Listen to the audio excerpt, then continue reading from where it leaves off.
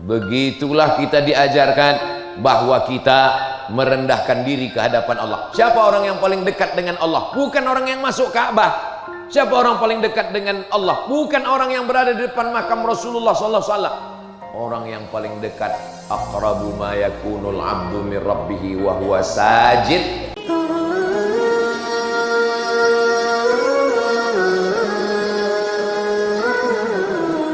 Di Medan itu sore, pagi saya sekolah di Al-Wasliyah, sore sama malam saya pergi ke tepi Sungai Deli. Ada ulama besar namanya Syekh Azra'i Abdul Rauf.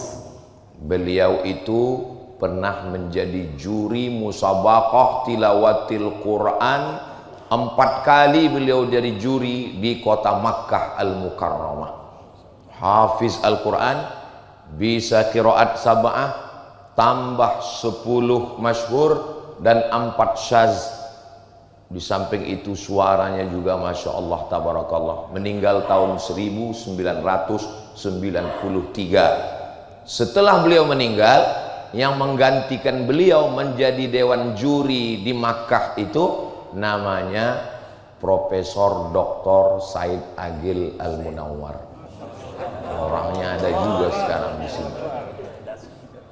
Jadi kalau Bapak Ibu lihat kenapa saya subuh ini tidak seperti biasanya, memang saya rasanya sekarang tidak jadi ustadz.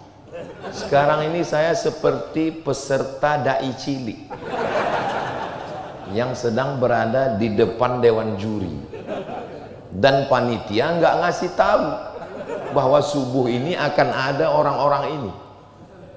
Kalau tahu saya kan tentu sholat hajat dulu tadi. Akhirnya setelah saya melanglang buana, lalu saya pun pulang dari Maroko 2008, lalu kemudian keliling kampung, hutan, masuk Talang Mamak, pedalaman, suku Laut, suku Akit, suku Kubu di Jambi. Akhirnya di beberapa tempat diusir, viral. Di Jakarta yang awal-awal mengundang saya ceramah, nama pesantrennya Al-Qur'aniyah di Pipi. Tunggu sebentar. Dipimpin, didirikan oleh Kiai Haji Dr. Sabran, dan beliau ada juga sekarang. Jadi memang tepat judul yang diberikan subuh ini di Masjid Adrian ini. Masjid Agung Discovery Resident. Saya tahu orang ada tulisannya. Judul yang diberikan adalah Masjid Pemersatu Umat dan Bangsa. Akhirnya subuh ini bersatulah. Biasanya kata orang menyatukan buaya itu mudah. Yang susah itu menyatukan pawang-pawang buaya. Kalau sudah pawang-pawangnya dikumpulkan, yang lain itu mudah. Bukan saya mengatakan bapak-bapak ini buaya, bukan. Bukan itu maksud saya. Saya mau mengatakan bahwa orang biasanya, siapa yang ceramah subuh nanti di masjid kita, Ustadz Anu, gak usah datang lah, ngapain datang. Subuh ini guru-guru saya ini malah mau datang kemari, padahal saya senangnya mereka nggak datang. Mereka mau menunjukkan ke kita semua, inilah yang namanya persatuan itu. Duduk di sini. Tadi saya mengamati, saya sengaja berdiri di samping. Begitu datang Profesor Dr. Said Agil Hussein Al-Munawwar, langsung semua minta beliau maju jadi imam. Beliau mendorong Kiai Sobron. Akhirnya saya lihat mereka dorong-dorong. Saya mau melihat gimana akhir cerita. Jangan kemana-mana, kita lanjutkan setelah yang satu. Ternyata yang menyelesaikan masalahnya mereka ikut pendapat ulama fikih. Kalau salah mohon luruskan. Hari ini ada juga hadir ketua besar, imam besar Masjid Raya An-Nur Provinsi Riau. Namanya Dr. Zul Ikrami LCMA. Hadir bersama kita hari ini. Yang namanya nggak saya sebut, saya mohon maaf. Bukan saya nggak hormat, saya nggak ingat. Hadirin hadirat, muslimin muslimat, mukminin mukminat yang belum kawin dan belum sunat. Semua yang hadir ini insya Allah dimuliakan Allah Subhanahu wa ta'ala. Saya bilang muslimin muslimat, muslimatnya ada ini. Saya kan melihat. Ada juga di bawah. Masya Allah. Hai Besti. Jadi masjid ini yang mempersatukan kita adalah masjid. Maka amat sangat heran orang kok malah kelahi di masjid. Saya sholat dan ceramah di satu masjid. Kemudian saya tanya, dulu perasaan pertama kali yang bawa saya ke masjid ini Bapak Anu dulu. Iya Pak Ustadz, dia ketua masjid dulu. Loh sekarang kok dia nggak datang lagi? Ya dulu yang pertama bawa dia ke masjid ini Ustadz Somad. Terus pas pemilihan kemarin dia kalah. Sejak itu dia nggak ke masjid lagi. Masjid kok malah tidak mempersatukan? Ini yang salah masjidnya atau orangnya? Saya nggak ada ngomong begitu. Bapak Ibu yang menarik kesimpulan. Jadi masjid ini mempersatukan kita. Mau guru besar, mau habib, mau alim, mau faqih, bertemu bersatunya di masjid. Dan hari ini kita melihatnya. Dan ketika terjadi ikhtilaf perbedaan, siapa yang maju ke depan? Yang menyelesaikannya bukan keegoan, lebih senior, lebih hebat, bukan, dikembalikan kepada pendapat ulama berdasarkan Quran dan Sunnah Nabi Muhammad Sallallahu Alaihi Wasallam. Kalau berkumpul semua orang Tangsel, ini Tangsel betul, maka yang layak menjadi imam adalah wali kota, bukan menurut KPU. Ulil amri yang menjadi imam. Makanya ketika Nabi Muhammad SAW hidup, beliau jadi imam. Setelah beliau meninggal, Sayyidina Abu Bakar Siddiq jadi imam. Setelah Abu Bakar Siddiq, Sayyidina Umar bin Khattab jadi imam. Setelah Umar, Sayyidina Uthman, Sayyidina Ali. Karena pemimpin sholat sekaligus mimpin negara. Maka pilihlah pemimpin negara yang sodakoh. Iya, sholat. Yang sholat, karena sholat tiang agama. Maka ketika ulil amrinya sibuk nggak bisa, maka diangkatlah imam ratib. Imam ratib adalah imam tetap yang diangkat. Makanya kalau di Malaysia itu ada sajadah dua, satu di depan, satu di belakang. Saya tanya, kenapa sajadahnya dua? Yang di depan imam ratib, yang di belakang imam cadangan. Karena yang berada di belakang imam itu adalah orang yang kalau kira-kira imam di depan itu na'udzubillah sakit, meninggal, pingsan, yang belakang itu bisa langsung menggantikan ke depan. Begitu semestinya. Tapi di masjid-masjid kita kebanyakan di depan imam ratib, di belakang pejabat. Bayangkan kalau imamnya meninggal, dia manggil staf. Jadi ini mesti diajarkan ini. Untuk apa Ustadz jelaskan itu di sini? Toh yang pejabat Ustadz ngomong nggak datang. Memang mereka nggak datang, tapi kan video ini bisa mereka tonton di channel Ustadz Abdul Somad Official. Subscribe, like, share, and comment. Nah, maka imam ratib lah yang maju tadi menyelesaikan masalah. Memangnya pernah terjadi imam ratib nggak maju? Pernah. Ini terjadi di masjid yang dipimpin Ustadz Zul Ikrami, masjid waktu itu namanya Masjid Agung. Sekarang kan sudah berubah jadi Masjid Raya. Kalau provinsi sekarang Masjid Raya. Kalau kabupaten kota Masjid Agung. Kalau kecamatan Masjid Besar. Ketika itu berkumpul seluruh imam-imam internasional, seminar imam-imam internasional di Pekanbaru Riau. Karena terlalu banyak imam, akhirnya makmumnya bingung. Siapa yang maju ke depan? Akhirnya dipersilakanlah imam yang dari Palestina maju ke depan. Majulah imam dari Palestina ini. Allahu Akbar, sholat zuhur. Kebetulan jadwal saya kultum zuhur di situ. Maju imam dari Palestina, 2 rakaat dia salam. Sholat zuhur. Karena dia musafir, dia nggak ngasih tahu. Akhirnya jamaah di belakang ada yang ikut 2 rakaat, ada yang bingung kanan kiri. Kenapa? Ya gara-gara imam rotib nggak mau maju ke depan. Kenapa imam rotib nggak mau maju ke depan? Dia grogi. Soalnya ini sorbannya besar-besar. Ini perlunya imam rotib tuh punya kepercayaan diri. Siapapun yang datang, kalau memang guru-guru kita itu mempersilakan, maju aja ke depan. Itu bukan berarti kamu kurang adab, kurang hebat, apalagi ulama-ulama Al-Azhar Mesir itu.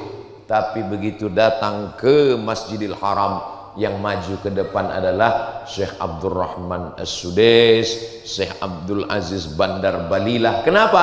Imam ratib yang diangkat oleh ulil amri. Jadi yang mempersatukan kita ini kembali kepada Al-Quran, sunnah Nabi, dan fatwa para ulama yang diambil dari Quran dan sunnah menurut aturan yang sudah ditetapkan. Mudah-mudahan ini yang mempersatukan kita di masjid ini, insya Allah. Amin ya rabbal alamin. Kalau ada orang mengatakan masjid ini mempersatukan umat, ya, dalam Islam ada nggak masjid yang bawa-bawa suku? Ada? Kalau saya nanya nggak usah jawab, karena itu saya jawab sendiri nanti. Dalam Islam ada nggak masjid yang bawa suku? Ada. Contohnya Pak Ustadz, Surau Sydney, di Sydney, Australia. Saya cuma mau ngasih tahu bahwa saya pernah ke Sydney. Di Sydney ada namanya Surau Sydney. Sebetulnya itu masjid, karena ada sholat Jumatnya. Tapi karena orang Minangkabau mau ngasih tahu, di kampung kami namanya surau. Surau, langgar, musola, itu masjid. Kalau di Jawa langgar, kalau di Minangkabau, Melayu, Sumatera itu surau. Kalau di Jawa langgar, itu makanya orang Jawa di langgar nggak apa-apa.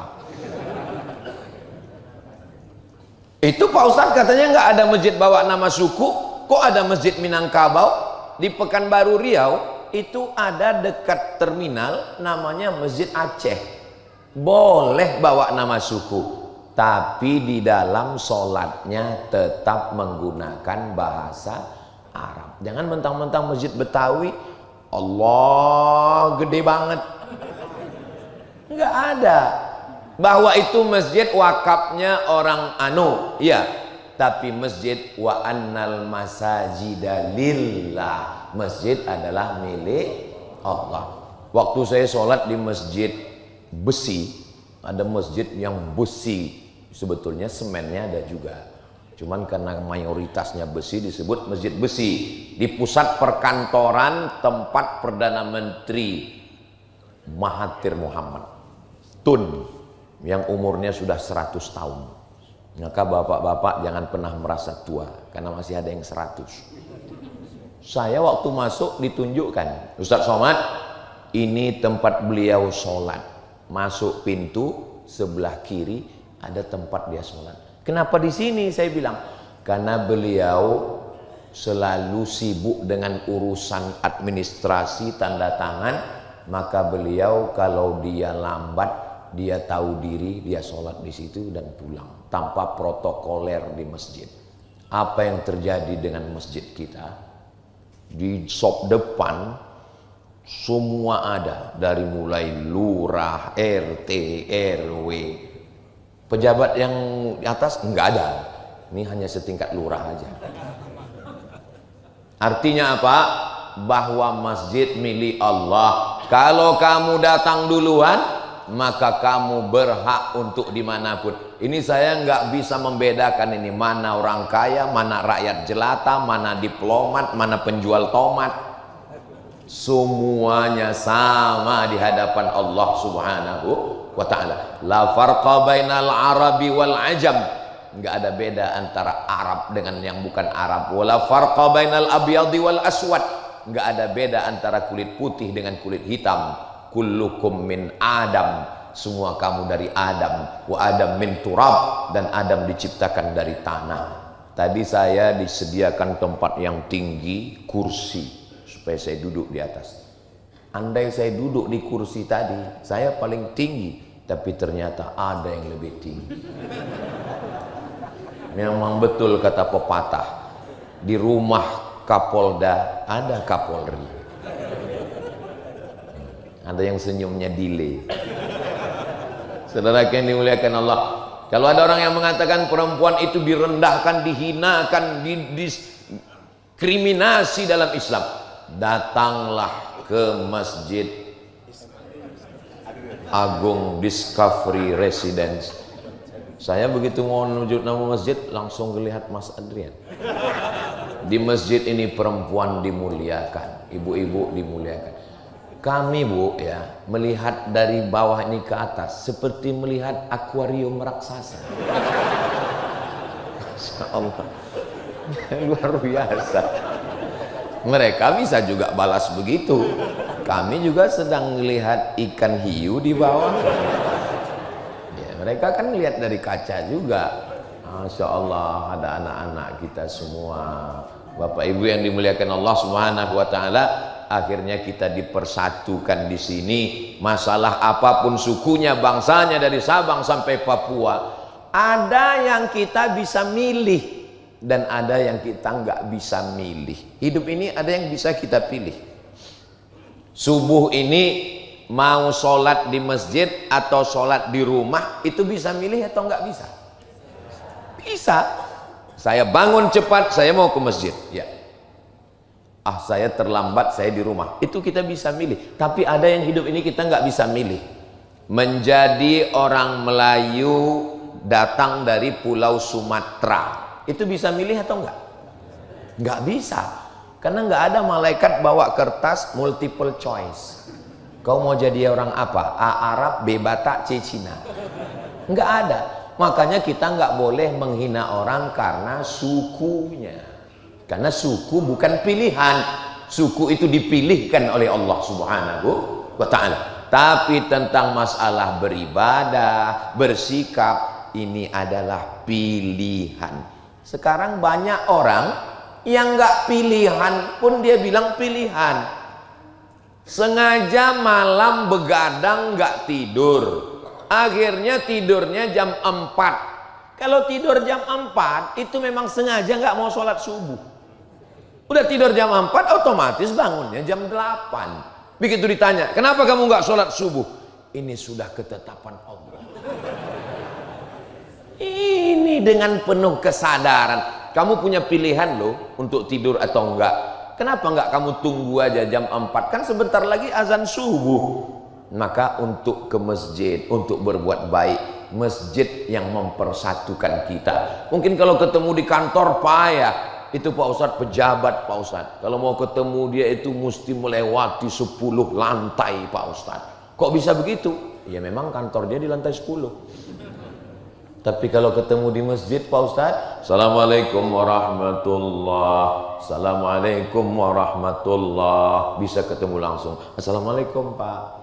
Oh katanya habis sholat nggak boleh salaman Pak Ustadz. Kata Imam Muhyiddin Abu Zakaria Yahya bin Syaraf An-Nawawi, meninggal tahun 676 Hijrah, kalau sebelum sholat tadi nggak ada salaman, selesai sholat baru salaman, itu sunnah. Karena memang dia belum salaman. Saya tadi sebelum sholat nggak ada salaman sama Habib. Selesai sholat baru saya salaman, itu sunnah. Tapi kalau sebelum sholat udah salaman, habis sholat salaman lagi, itu namanya mubah. Bisa diingat? Kalau sebelum sholat nggak salaman, selesai sholat salaman, namanya sunnah. Sebelum sholat udah salaman, habis sholat salaman lagi, namanya mubah. Yang nggak boleh itu sedang sholat salaman. Sehat Pak Kapolsek? Saya nggak boleh. Disinilah kita ketemu polisi, ketemu tentara. Coba kalau di kantor, polisi tentara di depan, Pas di sini tentara di belakang. Babinsa. Hai Pak Babinsa. Masya Allah. Pak Babinsa, kami yang bukan TNI, kami yang bukan tentara ini bangga melihat kalian sholat di sini. Sehingga ibu-ibu bisa ngasih tahu ke anaknya, anakku lihat itu, mereka tentara aja sholat ke masjid. Papamu baru jadi security. Mohon maaf security, jangan tersinggung. Saya khawatir juga nanti disomasi sama Ustaz. Soalnya sekarang ngomong nih mesti hati-hati juga. Tolong admin sebelum di-upload di-edit dulu. Nanti pas saya ngomong tit, banyak tit-titnya nanti. Begitulah kita dipersatukan di sini. Mau aparatur negara, mau pejabat, semuanya sama di hadapan Allah Subhanahu wa taala. Makanya namanya masjid. Bahasa Arab itu selalu ada akar katanya 3 huruf. Masjid, sajadah. Masjid, alasnya karpet, sajadah. Masjid itu dari kata sajadah. Padahal kita lebih lama berdiri. Qiyam, qoma, mestinya maqam. Tapi kenapa disebut masjid? Padahal sujudnya tidak lebih lama daripada berdirinya, lebih lama tegaknya daripada sujudnya. Tapi kenapa yang dipakai masjid? Karena ketika kita di masjid, semua kita menempelkan keningnya ke lantai. Bukan berarti mentang-mentang pejabat, orang kaya nggak mau ditempelkannya keningnya ke dinding. Begitulah kita diajarkan bahwa kita merendahkan diri ke hadapan Allah. Siapa orang yang paling dekat dengan Allah? Bukan orang yang masuk Ka'bah. Siapa orang paling dekat dengan Allah? Bukan orang yang berada di depan makam Rasulullah sallallahu alaihi wasallam. Orang yang paling dekat, aqrabu ma yakunul 'abdu min rabbih wa huwa sajid. Orang yang ketika sedang bersimpuh sujud, di sujud itu dia katakan subhana rabbiyal a'la wa bihamdi. Aku kotor, yang suci hanya engkau. Subhana, aku diciptakan, aku bukan pencipta. Rabbiya al-a'la, yang tinggi hanya engkau. Aku bukan apa-apa dan bukan siapa-siapa. Makanya kalau ada orang sholat tapi sombongnya minta ampun, dia belum memahami hakikat sholat. Tapi jangan dibalik. Sekarang banyak jamaah ini dibalik. Pas dia ditanya, kamu nggak sholat? Yang penting kita rendah hati, Pak Ustaz. Kurang rendah hati apalagi Nabi Muhammad sallallahu alaihi wasallam, tapi beliau tetap sholat. Nah, ini jangan sampai kita salah memahami ini. Masjid bukan hanya tempat bertemunya umat, masjid tempat bertemunya peradaban. Ini apa namanya ini? Ini namanya, saya jawab sendiri, Kubah ini namanya. Apakah Masjid Nabawi itu ada kubahnya? Enggak ada. Masjid Nabawi itu tiangnya batang korma, atapnya pelepah korma. Enggak ada bangunan melengkung di atas. Jika tidak ada zaman Nabi berarti bid'ah. Berarti kubah bid'ah ini. Enggak ada zaman Nabi. Dari mana datang arsitektur bangunan melengkung ini? Bangunan atap melengkung diciptakan oleh Kaisar Bizanti yang punya kerajaan namanya Bizantium. Mana contoh bangunan Bizantium yang masih ada tegak berdiri sekarang? Itulah dia bangunan terbesar di Konstantinopel yang dibangun oleh Kaisar Konstantin. Lalu kemudian datang Muhammad Al-Fatih, dirobahnya kota itu menjadi kota Islam. Bahasa Turkinya Istanbul. Dan bangunannya insya Allah panjang umur, nanti kita umroh bersama Ustaz Abdul Somad, mampir di Istanbul insya Allah. Ongkos tanggung masing-masing. Nanti kita sampai di bangunan Konstantinopel itu, kita akan melihat bagaimana batu-batu disusun melengkung. Karena susunannya batunya besar di atas, kecil di bawah, sehingga dia nggak jatuh. Sehingga itulah arsitektur bangunan dengan atap melengkung. Apa manfaatnya dengan atap melengkung? Karena dengan atap melengkung otomatis nggak ada tiang di tengah. Karena nggak ada tiang di tengah, maka sopnya tidak putus. Kira-kira baik atau nggak baik? baik. Kalau baik boleh diambil? Boleh. Namanya bid'ah yang baik, bid'ah hasanah. Ini Ustaz Somad ini buat-buat, bukan saya yang ngomong begitu. Yang mengatakan ada bid'ah hasanah itu Imam Muhammad bin Idris Asy-Syafi'i. Yang mengatakan ada bid'ah hasanah itu adalah Imam Muhyiddin Abu Zakaria Yahya bin Syaraf An-Nawawi. Yang mengatakan ada bid'ah hasanah itu adalah Imam Al-Hafiz Ibnu Hajar Al-Asqalani. Yang mengatakan ada bid'ah hasanah itu adalah Al-Hafiz Jalaluddin Abdurrahman As-Suyuti. Kalau disebut Al-Hafiz Imam Suyuti, hafiztu mi'atai alfa hadis. Dia hafal 200.000 hadis. Dan dia mengakui bid'ah hasanah. Tiba-tiba ada ustadz yang hafalan hadisnya cuma 2. Itu pun kalau laptopnya hidup. Pas laptopnya lobet, hadisnya muncul, sanadnya hilang. Lalu mengatakan gak ada bid'ah hasanah. Saya nggak mau ngajak jamaah maksa untuk ikut saya. Tapi saya lebih percaya sama imam-imam itu. Adapun jamaah mau ikut Al-Hafiz Al-Laptop, ya terserah. Saudara yang dimuliakan Allah Subhanahu wa taala.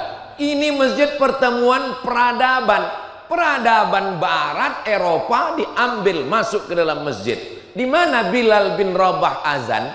Bilal azan di atas satah, atas atap rumah satah. Waktu di Makkah dia naik ke atas Ka'bah tahun ke-8 Hijrah.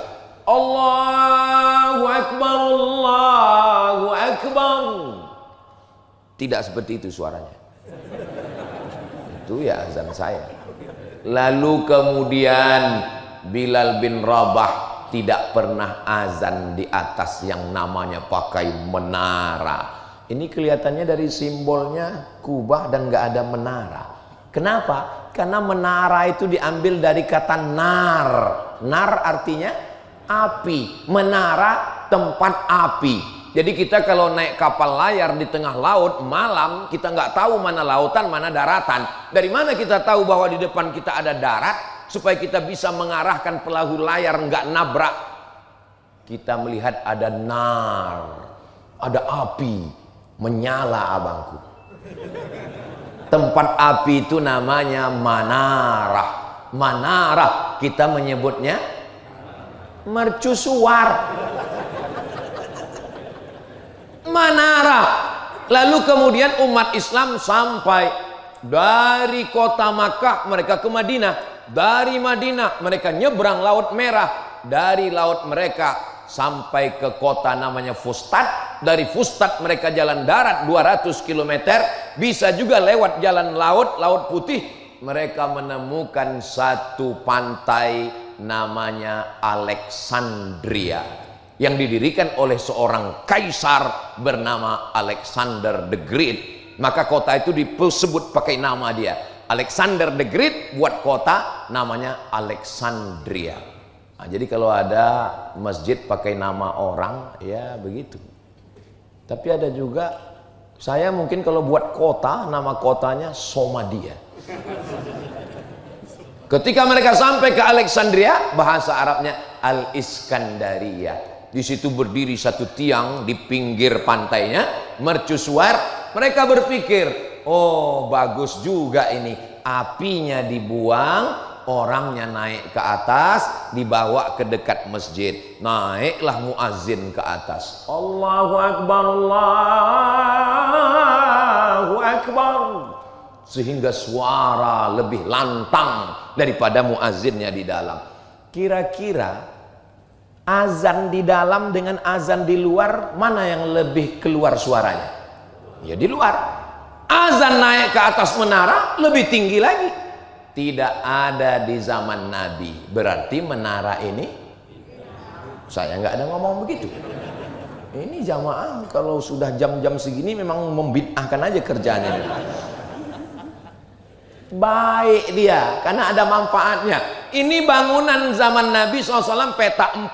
1, 2, 3, 4. Kenapa sekarang tiba-tiba? Ini mestinya petak 4. 1, 2, 3, 4. Kenapa ada melengkung ke dalam?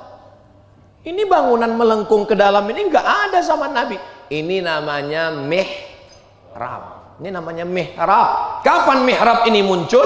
Mihrab ini muncul ketika renovasi perluasan Masjid Nabawi pada masa Raja Abdul Malik bin Marwan. Dia panggil arsitek dari Damaskus, Suriah. Arsitek ini melihat, kalau dibuat di sini satu sop kosong kanan kiri, bagus dibuat melengkung, akhirnya imam maju ke depan. Dan saya memang kalau ke masjid saya cari yang ada bangunan melengkungnya dan ada pintu di samping supaya saya bisa habis ceramah langsung pulang. Karena kalau membelah jamaah ini seperti membelah Laut Merah. Contohnya waktu saya ceramah di Sabah, Sarawak, saya tanya, gimana keadaan pintu belakang? Enggak ada pintunya Pak Ustadz. Jadi gimana? Kita dari depan. Waduh, saya pun membaca doa Nabi Musa. Rabbi syrah li sadri. Lalu masuk ke dalam. Itulah videonya yang peci saya ditarik. Bisa dilihat di channel-channel YouTube. Saudaraku yang dimuliakan Allah Subhanahu wa taala, bertemunya peradaban Menara dari Mesir, Bizantium, Kuba, Damaskus, bertemunya di dalam masjid. Dan nggak ada tuh orang Islam mengatakan ini dari kafir. Ini bukan orang Islam yang buat. Ini yang buat orang barat, ini orang barat. Dari mana Ustaz tahu ini yang buat orang barat? Coba lihat tulisannya. Ini on off. Ini menunjukkan bukan orang Islam. Kalau orang Islam yang buat pasti tulisannya al-hayah wal maut.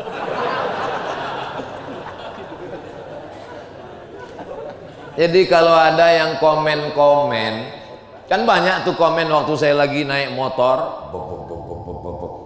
Somat, itu buatan orang kafir. Kenapa kau naiki? Dia mau ngejek saya.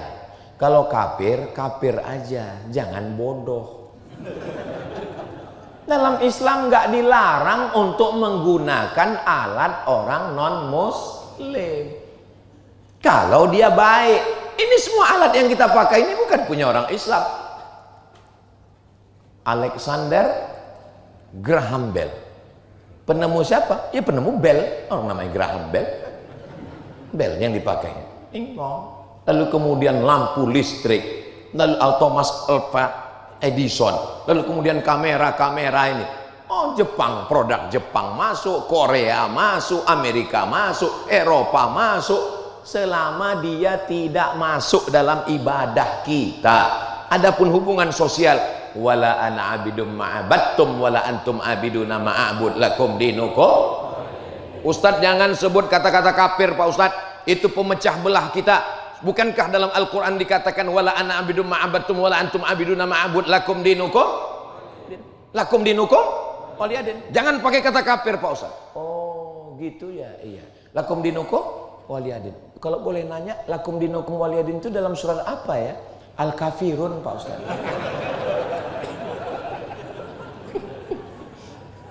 Saudaraku yang dimuliakan Allah Subhanahu wa taala, kita ini yang mempersatukan kita ketika kita kembali ke dalam masjid, insya Allah. Enggak ada dalam bacaan sholat itu janganlah kau mencuri, enggak ada.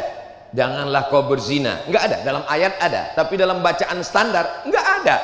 Yang disuruh dalam bacaan itu apa?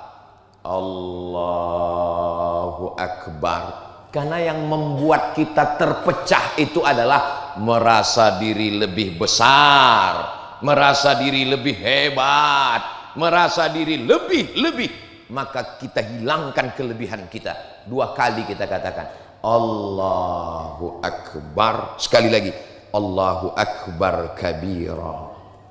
Waktu intiqal Allahu Akbar, bangkit sami Allahu liman hamidah, sujud Allahu Akbar, duduk antara dua sujud Allahu Akbar, sujud lagi Allahu Akbar, duduk lagi Allahu Akbar. Apa maknanya? Kau bukan apa-apa dan kau bukan siapa-siapa. Jadi ibu-ibu, kakak-kakak yang selalu diejek orang, kau kok besar kali badan kau, kata dia. Katakan sama dia, Allahu Akbar. Allah Maha Besar. Begitu juga kalau bapak nanti istrinya curhat, mama dietnya gagal pak, Mama masih besar. Allahu Akbar mah.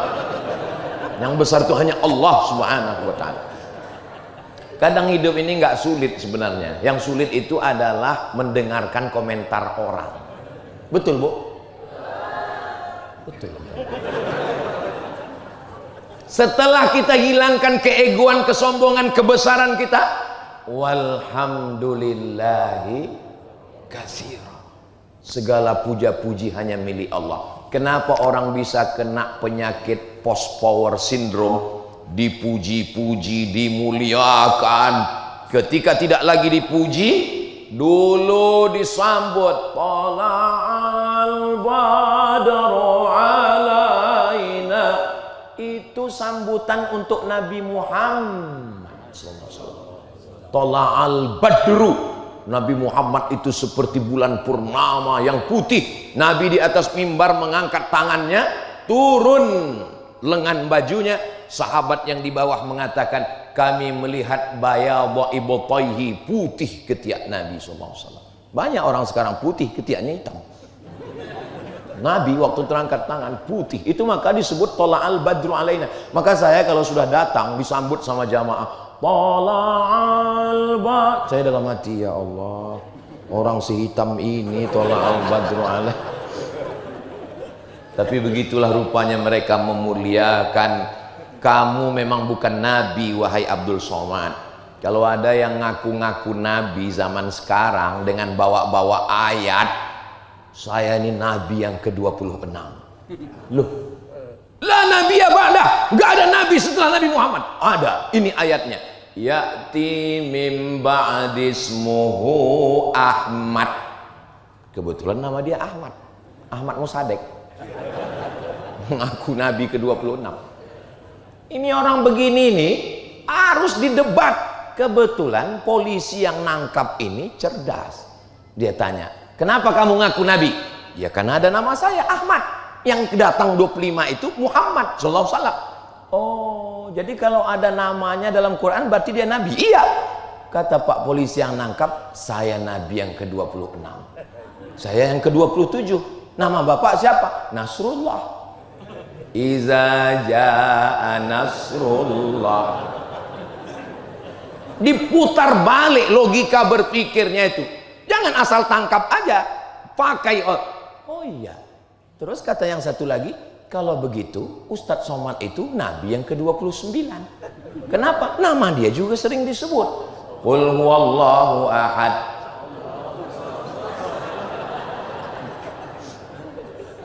Pakai akal. Debat dia, wajadilhum, debatlah billati hiya ahsan. Ini kok ceritanya sampai ke situ? Gimana tadi? Membel. Jadi masjid ini yang mempersatukan kita. Setelah kita hilangkan, kita puja-puji, walhamdulillahi katsira. Engkau orangnya suci, engkau orangnya bersih. Aku banyak dosa, banyak silap, banyak salah. Yang suci hanya Allah. Wa subhanallahi bukratan wa asila.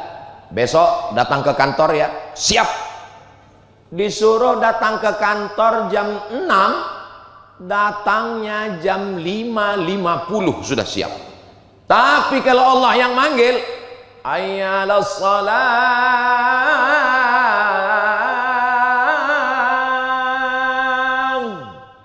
azan zuhur jam 12, ada orang yang wudhu zuhur jam 3. Wudhu zuhur jam 3, masuk ke masjid, wudhu, sholat. Sampai penjaga masjid nanya, mohon maaf ya Pak, azan asar belum? Kata dia, ini zuhur. Ketika sholat itu apa dia katakan? Allahu Akbar. Kalaulah malaikat itu tidak ditahan Allah, sudah dibenamkan ya kau ke langit, ke bumi yang ke-7. Sholat zuhur jam 3, Allahu Akbar kau bilang. Yang maha besar itu Allah. Maka tunjukkanlah. Makanya kalau orang datang ke masjid on time, orang yang delay, orang yang terlambat, tapi kita ke di masjid semuanya menjadi on time, tepat waktu. Apalagi masjid Agung Discovery Resident, karena di dinding ada jamnya. Di mana tadi ada jamnya? Ada jam kan di atas. Gimana ceritanya asal muasal ada jam waktu? Tadi saya baca 4 menit lagi iqamat. Ini gara-gara masjid kelahi. Kenapa? Karena yang datang lambat terus. Muazin sudah mau qomat. Jangan. Yang lambat RT, RW, yang wakaf. Jadi yang mau iqamatnya jadi segan. Bahkan satu hari semua sudah datang, iqamat belum juga. Rupanya di masjid itu perintah iqamatnya datang dari yang di balik tirai di belakang. Qomat, qomat. Ada yang lebih berkuasa di belakang. Maka win-win solution untuk supaya nggak berkonflik di masjid, kita nggak ikut manusia lagi, akhirnya kita ikut alat. Memang manusia ini kalau diatur manusia, tapi kalau diatur lampu mau. Contohnya mana? Traffic light, lampu merah. Nah, saya pun begitu juga. Saya mengatur diri saya sendiri. Kadang banyak orang kalau udah pegang mikrofon lupa berhenti. Saya jamaah sudah tahu semua bahwa saya tausiah itu 60 menit sesuai dengan botol air minum 600 ml. Kecuali di Masjid Agung Discovery Resident, botolnya disediakan 300 ml. Ustadz mengada-ngada, saya nggak percaya Pak Ustadz. 300 ml. Saudaraku yang dimuliakan Allah Subhanahu wa taala. Jadi kalau menurut kode etik ini ceramah saya ini sudah melampau batas. Saudaraku yang dimuliakan Allah Subhanahu wa taala, ketika di masjid kita semua menyerahkan kepada Allah. Inna salati wa nusuki wa mahyaya wa mamati lillahi rabbil alamin. Saya Pak Ustadz nggak percaya kalau Nabi itu bacanya bismillahnya jahar. Oh, nggak bisa begitu. Memangnya kamu hidup zaman Nabi?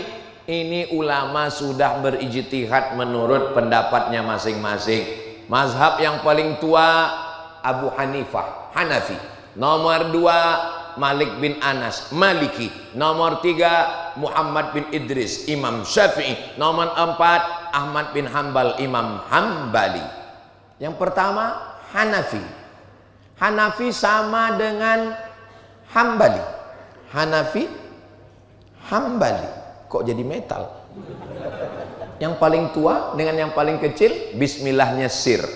Bismillahirrahmanirrahim. Alhamdulillahi rabbil alamin.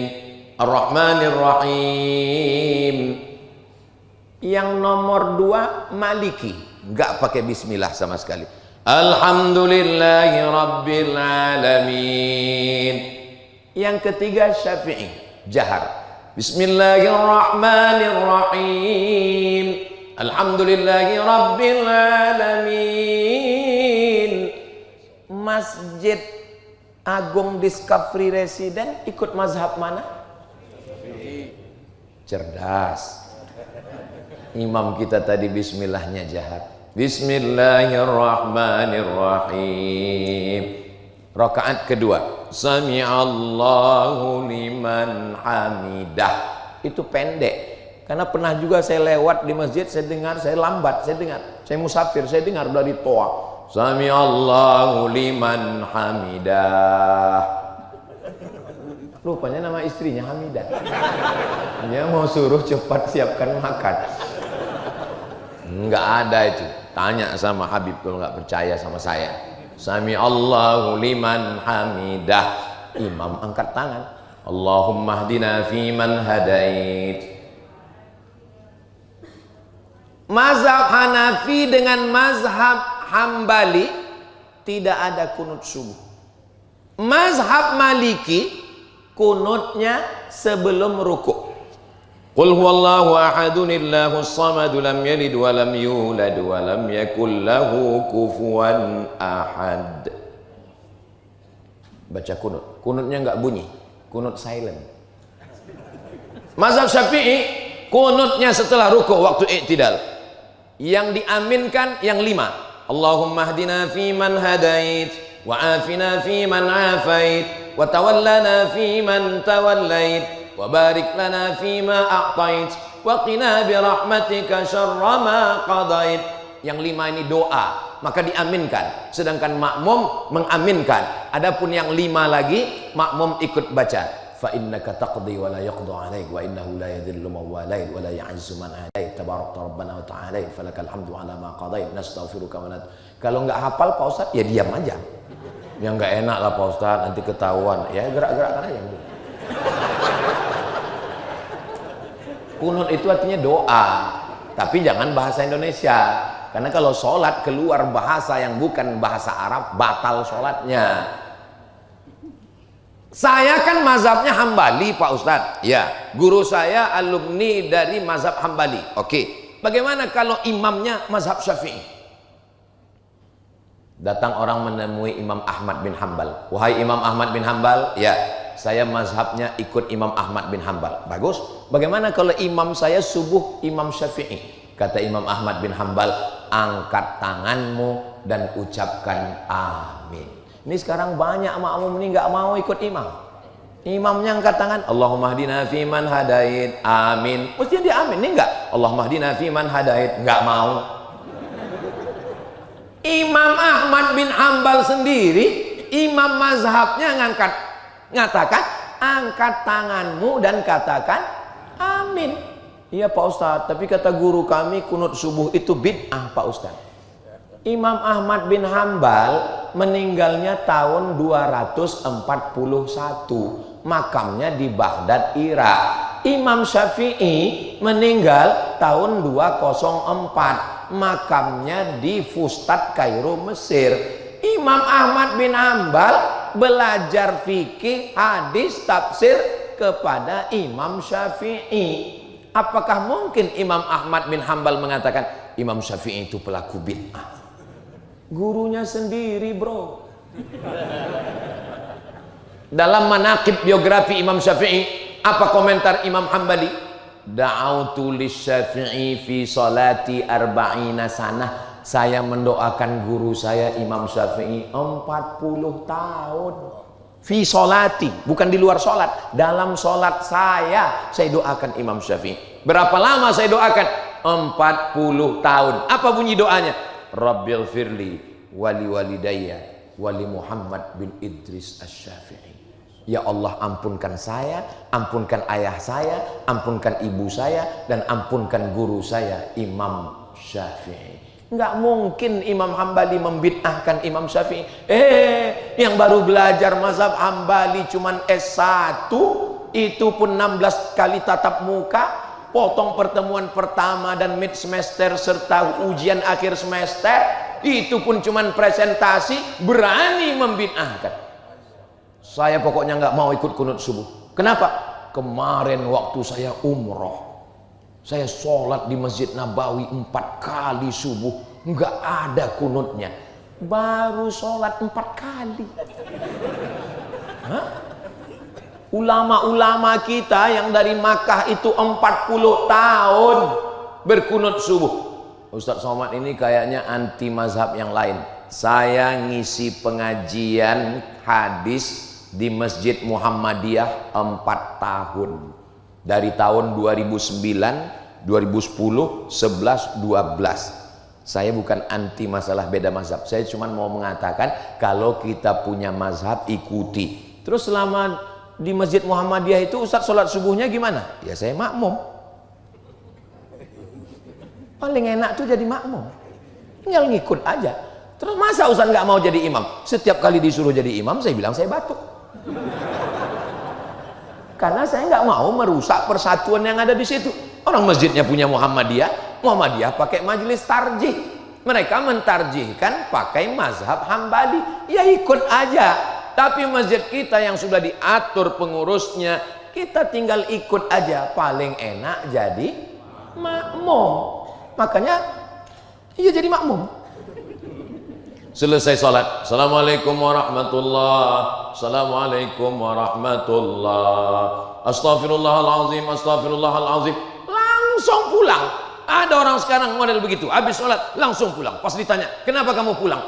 Karena saya nggak setuju dengan zikir kuat-kuat. Allah berfirman dalam Al-Quran, Wadhkur rabbaka fi nafsika, sebutlah Tuhanmu dalam dirimu, nggak boleh kuat-kuat. Terus gimana?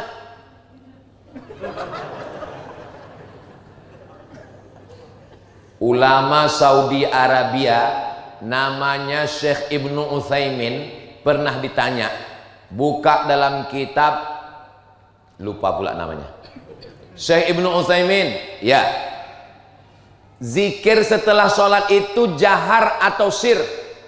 Al-jahru bidzikri ba'da inqidha'is shalah sunnah. Zikir jahar setelah sholat adalah sunnah.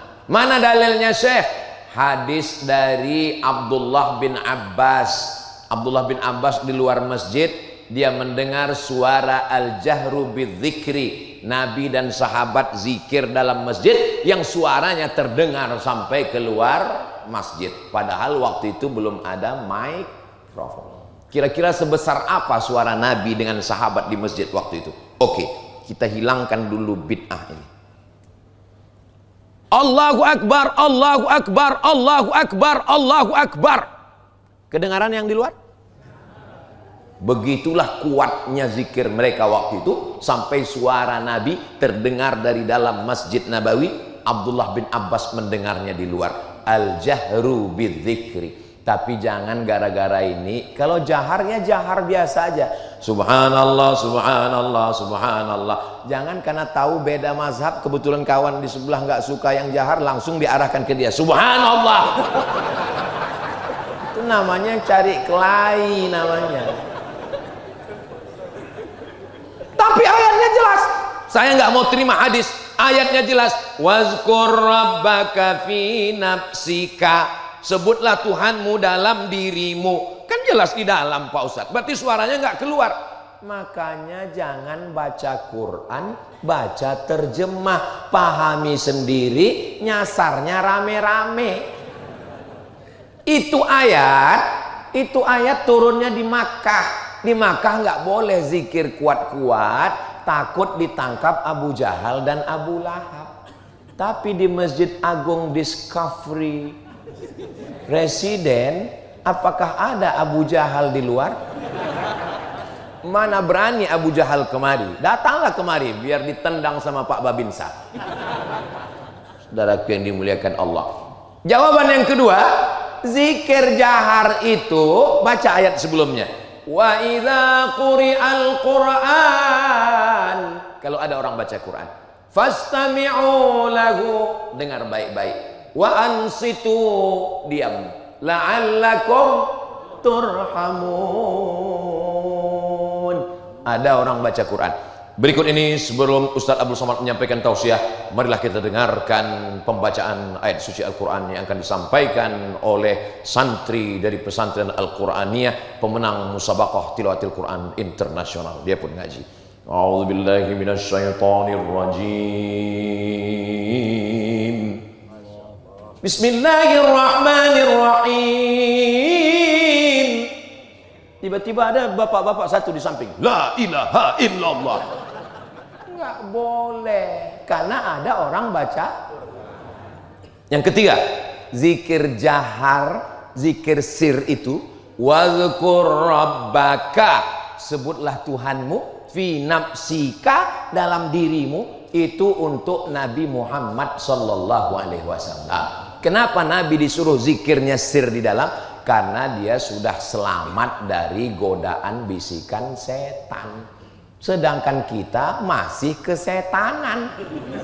Maka untuk ngusir setan, kata Syekh Abdul Wahab Asy-Sya'rani, ngusir setan itu zikirnya mesti jahar, bergetar dari ujung rambut sampai ke ujung kaki. Afdalu dzikri fa'lam annahu la ilaha illallah. Begitu. Makanya ketika azan dikumandangkan, itu setan-setan lari. Wa 'alaiha duratun. Durat artinya kentut yang berbunyi. Kalau nggak bunyi, fusaun. Hebatnya bahasa Arab. Bunyi nggak bunyi aja ada bedanya. Tapi saya udah cari-cari, nggak ada bahasa Arab membedakan kentut yang bau dengan nggak bau. Orang yang sedang azan, Allahu Akbar, Allahu Akbar, itu langsung setan lari. Kenapa? karena suaranya bergetar, maka sonhorek itu mestinya seluruh pengurus masjid bekerja sama dengan sonhorek, dipakailah untuk azan itu. Ini sekarang banyak salah, pas untuk musik bergetar jantungnya, tapi pas untuk azan Allahu Akbar Allah, itu azan untuk bayi yang baru lahir. Kalau azan begitu dipakai di masjid, Allahu Akbar Allahu Akbar, kata setan, ini serius apa enggak? Gua kalau lu serius gua kabur nih gitu. Tapi kalau cuman geladi gua nongkrong doang nih gitu. Alah Ustaz Somad baru 2 hari di Jakarta udah ngomong dulu gua. Saudaraku yang dimuliakan Allah Subhanahu wa taala. Lalu kemudian setelah selesai zikir tadi imam kita berdoa. Ad-da'i wal mu'ammin fil ajri sawa, yang berdoa dan yang mengaminkan pahalanya sama. Apa makna hadis itu? Nabi mengatakan ad-da'i yang berdoa wal mu'ammin dan yang mengaminkan pahalanya sama. Pertanyaannya, adakah doa bersama? Gak usah dijawab. Orang saya yang jawab.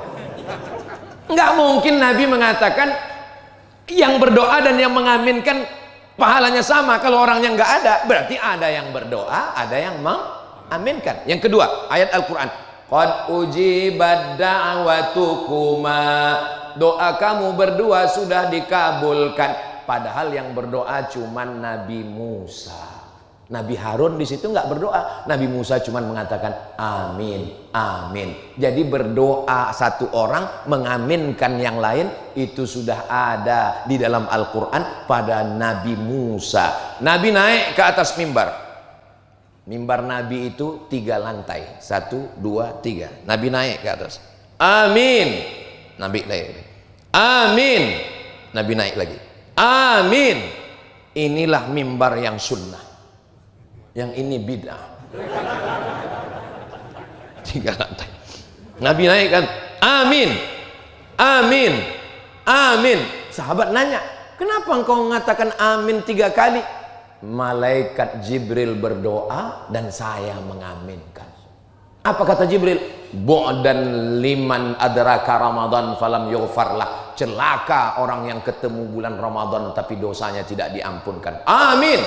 Bu'dan liman dzukirta walam yusalli alaika. Celaka orang yang namamu disebut tapi dia tidak bersolawat kepadamu. Sallu ala Nabi Muhammad. Allahumma salli wa sallim wa barik alaih. Bu'dan liman adraka walidahul kibara ahaduhuma aw kilahuma falam yudkhilahul jannah. Celakalah orang yang ketemu dengan kedua orang tuanya, bapaknya, ibunya atau salah satunya, tidak menyebabkan dia masuk surga karena tidak berbakti kepada keduanya. Amin. Adakah doa bersama? Ada. Bahkan doa bersama itu diaminkan oleh para malaikat. Makanya yang nggak hafal doa, malas berdoa, tinggal ngaminkan aja. Amin. Apa susahnya? Amin. Kamu kenapa tadi habis sholat langsung pulang? Soalnya doa saya sama doa imam lain Pak Ustadz. Loh, lain gimana? Imamnya minta hujan, terus saya jual es krim Pak Ustadz. Yang dia minta hujan itu maksudnya turunkan rahmat. Itu maksudnya hujan, itu dia doa. Kamu kenapa nggak ikut doa sama imam? Doa yang lama aja belum makbul Pak Ustadz. Emangnya kita tahu sholat kita tadi diterima Allah? Enggak. Lalu kenapa kita tetap sholat? Karena kita berhusnuzon kepada Allah. Mudah-mudahan Allah menerima semuanya insya Allah. Doa. Dan yang baca doa pun ikut seperti doa imam kita. Ini kadang yang baca doa, saya kalau jadi imam baca doa itu cuman 10 aja. Allahumma inna nas'aluka salamatan fid din wa afiatan fil jasad wa ziyadatan fil ilmi wa barakatan fil rizqi wa taubatan qablal maut wa rahmatan indal maut wa maghfiratan ba'dal maut. Allahumma hawwin alaina fi sakaratil wan najata minan nar wal afwa indal hisab. Cukup. Tutup dengan doa untuk orang tua, Rabbi firli wali walidayya. Tutup doa untuk anak, Rabbi habli minas solihin. Tutup dunia akhirat, Rabbana atina fid dunya hasanah. Tutup untuk supaya terbuka baca Al-Fatihah. Selesai. Saya pernah acara diundang wali kota yang doa setengah jam. Pertama tangan jamaah ke atas semua, mulai 5 menit langsung turun ke bawah. Orang kalau berdoa tangannya di paha, itu artinya terserah oleh Allah mau ngasih enggak. Nabi itu berdoa tangannya naik ke atas. Bahkan ketika untuk yang doa minta hujan, aghithna, aghithna, aghithna, turunkan hujan, Nabi naik sampai ke hadapan wajah. Tangan itu cara yang pertama, telapak tangan ke atas. Cara yang kedua, telapak tangan ngadap ke wajah. Cara yang ketiga, untuk istisqa tangan diangkat sampai tinggi. Cara yang keempat, telapak tangan yang ngadap ke tanah, punggungnya ke atas untuk tolak bala. Allahumma dafa'annal ghala wal waba wal fahsya wal riba wal zina wal munkar. Jangan nanti karena kita nggak tahu kita salahkan orang. Pas khotib Jumat berdoa, Allahumma dafa'annal ghala wal waba wal fahsya. Ada makmum yang ke bawah gini, wah kayaknya ISIS. Tapi insya Allah kalau kita ngaji, alhamdulillah. Mohon maaf ya, dari tadi Ustadz Somad kok melihat ibu-ibu ke atas. Saya ngelihat jam, Bu. Saya tadi mulainya berdiri itu jam 4.59 dan sekarang sudah jam 6. Berarti ini sudah melanggar kode etik. Di mana-mana Ustadz Somad itu ceramahnya kan 60 menit, tapi di sini 61 menit. Itulah yang dapat saya sampaikan. Terima kasih segala perhatian, mohon maaf segala kekhilapan. Puncak dari tausiah bukan pengajian. Puncak dari ngaji adalah doa. Mari aminkan doa. Kita berharap dengan lisan penghafal Quran, ahli fikih, ahli hadis, dan beliau zuriat keturunan Rasulullah SAW, mengalir darah Nabi dalam tubuhnya. Mudah-mudahan kecintaan kita kepada beliau membuat kita nanti dicintai oleh Nabi Muhammad SAW. Selama 1 jam menyampaikan tausiah ini, kata-kata saya menyinggung perasaan di hati Bapak Ibu, maukah memaafkan saya? Saya tutup dengan pantun penutup. Menangkap puyuh di Bukit Selasih. Thank you dan terima kasih pada guru kami Sayyidi Al-Habib Profesor Dr. Sayyid Aqil Ibn Husain Al-Munawwar. Mohon berkenan memanjatkan doa untuk kita semua, insya Allah.